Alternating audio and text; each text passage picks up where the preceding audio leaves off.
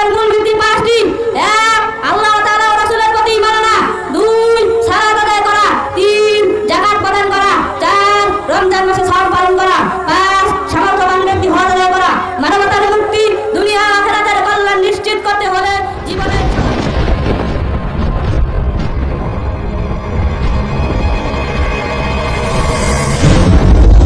সোনামণি ইসলামী academy, দুনিয়া ও আখিরাতের কল্যাণে শিক্ষা।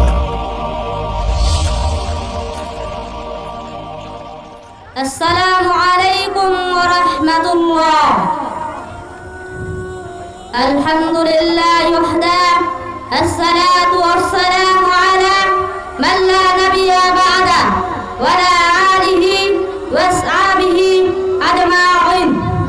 রাব্বি ইশরাহ লি সাদরি ওয়া ইয়াসসির লি আমরি ওয়াহলুল 'উকদাতাম মিন লিসানি ইয়াফকাহু কওলি।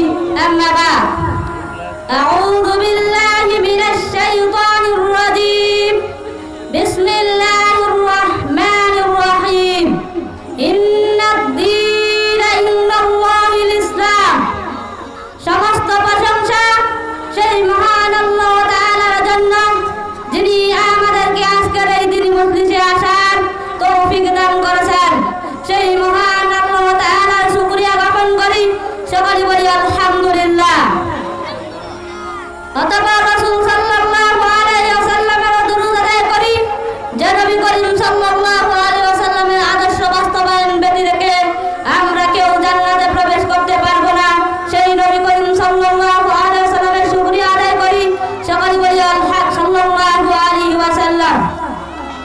অতঃপর সম্মানিত অতিথিবৃন্দ, অত্র প্রতিষ্ঠানের সম্মানিত স্যার মহোদয়গণ, অত্র প্রতিষ্ঠানের সকল ছাত্র ছাত্রী ভাই ও বোনেরা, আজকের আলোচনার বিষয়বস্তু ইসলামের পরিচয়। ইসলাম শব্দের অর্থ অনুগত হওয়া, আত্মসমর্পণ করা। পরিভাষায় মহান আল্লাহ তাআলার প্রতি আত্মসমর্পণ করে তার বিধিবিধান আনুগত্য করার নাম ইসলাম। মহান রব্বুল আলামিন তার বিশাল সৃষ্টির জগতের মাঝে বনি আদমকে শ্রেষ্ঠ বলে ঘোষণা দিয়েছেন। তিনি মানুষের জন্য ইসলামকে একমাত্র জীবন ব্যবস্থা হিসেবে নির্ধারণ করেছেন। কুরআন মাজিদে আল্লাহ তাআলা বলেন, ইন্নাদ-দীনা ইনদাল্লাহিল ইসলাম। নিশ্চয় আল্লাহর নিকট একমাত্র মনোনীত দিন হলো ইসলাম। আলে ইমরান 19 নম্বর আয়াত।